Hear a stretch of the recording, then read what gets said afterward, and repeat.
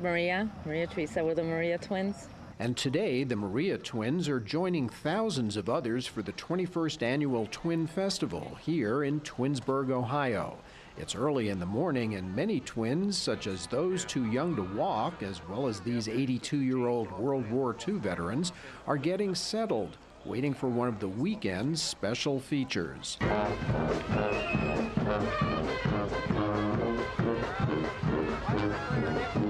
The Twins Parade.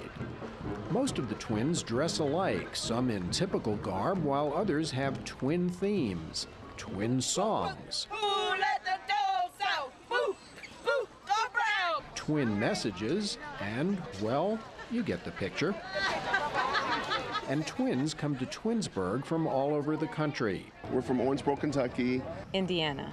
The parade goes on for about half an hour, and of course there's a float with a parade queen, or two. And at this three-day festival, you can even find twins who are dating other twins. So what's it like being a twin? Oh my God, we love it. We are always together. Inseparable. We know each other's thoughts. We're always on, without saying. This is like my best friend on the God's green earth. Just feels like having a regular sister.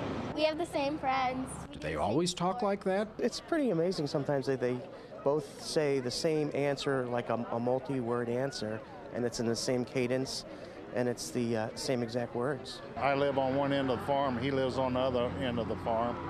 We're retired union carpenters. We pay medical claims at an insurance company. But that doesn't mean there aren't differences. We like different men. Yeah. Different type men. What do you like? Tomato soup. What do you like? Dogs. Her hair is short, mine's long. I mean, we like some same stuff, but a lot of stuff we just don't like the same stuff. She likes hip hop, I like kind of rocky music, so it's kind of, we look the same, but we're not really. I don't like tomato soup. He's a half pound bigger than I was when he was born, and he's still a half pound bigger. There's also a strong research component at the festival. There are a variety of studies collecting data from the twins as well as their family members. This University of Pittsburgh study is trying to better understand risk factors for substance abuse seen later in life. This question is how well your parent listens to you. The twin data help us to narrow down the sort of genetic and environmental influences on what we know to predict substance abuse later on. But far away from the festival, here in Minnesota, psychologist Thomas Bouchard Jr. is director of the Minnesota Center for Twin and Adoption Research. Bouchard's interest in twins goes back to the 1960s. When in fact, psychologists believe all psychological traits were primarily determined by parenting and experiences during youth. Early on, Bouchard made certain assumptions. I thought there's some traits, probably all environmental, and then other things like impulsiveness that were kind of biological. And I said, we're going to separate what's biological and what's environmental. The research looked at identical or monozygotic twins who share the same DNA and fraternal or dizygotic twins who share half their DNA. The results with identical twins shocked him.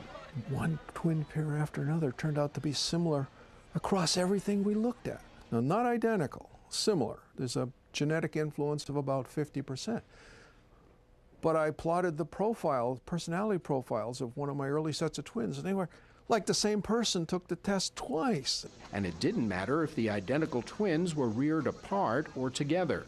Because our monozygotic twins reared apart show just as much similarity as twins raised together. And if the twins were treated differently by their parents, that did not make them less similar. No, doesn't matter. And fortunately, people have now replicated that. Other twin studies find the same. There's nothing odd about our findings.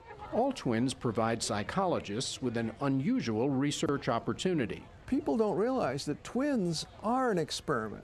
They are an experiment of nature. And years ago, if twins were orphaned, it was not unusual to have the twins reared separately. This created another research opportunity. Adoption is an experiment. So when we study monozygotic twins reared apart, dizygotic twins reared apart, monozygotic twins reared together, dizygotic twins reared together, we have a cross between an experiment of nature and an experiment of society. And we can actually talk about causal influences, just as any experimenter does. By studying large numbers of twins, researchers have estimated the influence of genes and the environment upon a wide range of behaviors and traits, and they have extended findings with twins to the rest of us by comparing similarities in twins to those seen between ordinary siblings and between parents and children. One of the most controversial extensions involves the influence of parenting. We've long believed that parenting has a major influence on the way children behave. But does it? The answer is not much. And that's a real surprise. This should have been suspected long ago when people realized how different any two children in a family are. If it's the family rearing style that causes children to have particular characteristics, there should be a lot more similarity between the siblings than there are. Bouchard emphasizes that these conclusions apply to children reared in typical homes. It should be very, very clear that a child who was beaten and abused and mistreated will be different from the same child who was reared in an ordinary environment and properly cared for. The more Bouchard studied twins, the more surprises he found. I thought it would be ludicrous to find genetic influence on social attitudes, authoritarianism, conservatism, even religiousness. It never crossed my mind that these things would be genetically influenced. We acquire our political attitudes and our social attitudes, and they change over time. But as a function of our choosing to expose ourselves to certain kinds of ideas and certain kinds of things. So I think the genetic influence has to assert itself in terms of making us pay attention to this rather than that. But even if most social attitudes are somewhat genetically influenced, it doesn't mean that genes are your destiny. We'd have been bigots if it wasn't for our wives. My dad was a bigot. He belonged to KKK. We had every right to be a bigot, but we're not. The point here is that when we say these things are genetic, we're talking about a propensity. We're not saying these are fundamentally unchangeable. And twin research doesn't presume genetic explanations. Our job is to find out how things work, and that's basically what twin research does. It doesn't presume it's genetic. A twin design can reveal an entirely environmental event if the cause is environmental. What you need is a research design that will answer the question, not presume an answer.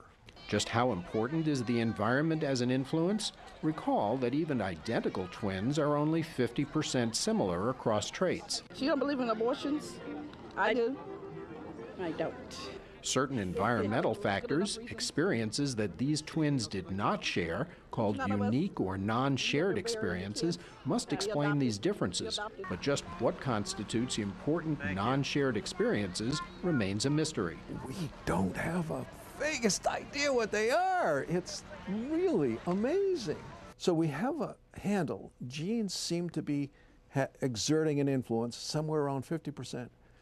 Unique environmental influences seem to be doing the other 50%. Now, interestingly enough, from the point of view of a scientist, we don't know how the genes do this. That's a mystery. And we don't know how the environment does it. That's a mystery. And there are other mysteries. I think if somebody can explain how the brains of monozygotic twins reared apart get wired to have similar political attitudes, they'll get a Nobel Prize. One of the real surprises to me has been that we haven't found specific genes for specific psychopathologies. 15, 20 years ago, I'd have bet by now we'd have had those genes. But what isn't a surprise is that twins can help us to better understand many aspects of human behavior. I discovered things that contradicted what I believed, what I had been taught. And I think that's what makes science interesting to scientists. They find new things, beliefs they have get overturned, so it's been a really exciting adventure along those lines.